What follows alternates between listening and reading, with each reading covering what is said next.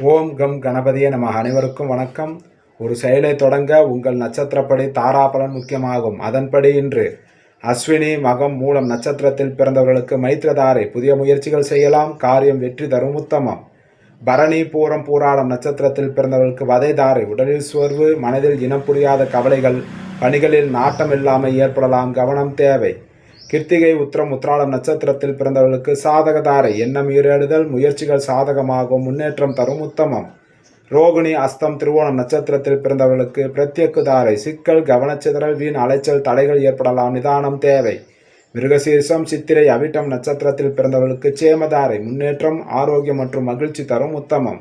திருவாதிரை சுவாதி சதய நட்சத்திரத்தில் பிறந்தவர்களுக்கு விபத்து தாரை கோபத்தால் காரிய இழப்பு, வாய்ப்புகள் தவறுதல் ஏற்படலாம், நிதானம் தேவை. புனர்பூசம் விசாகம் புரட்டாதி நட்சத்திரத்தில் பிறந்தவர்களுக்கு சம்பத்து தாரை பொருள்வரவு, காரிய சித்தி தரும் புதிய முயற்சிகள் செய்யலாம், உத்தமம். பூசம் அனுசம் உத்திரட்டாதி நட்சத்திரத்தில் பிறந்தவர்களுக்கு ஜன்மதாரை மனக்குழப்பம் மற்றும் பதற்றம் தரும், நிதானம் தேவை.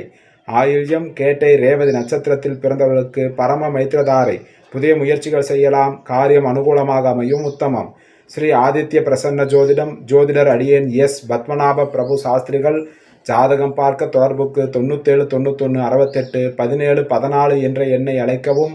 காலை 10 மணி முதல் மாலை 5 மணி வரை மட்டும். நன்றி, வணக்கம்.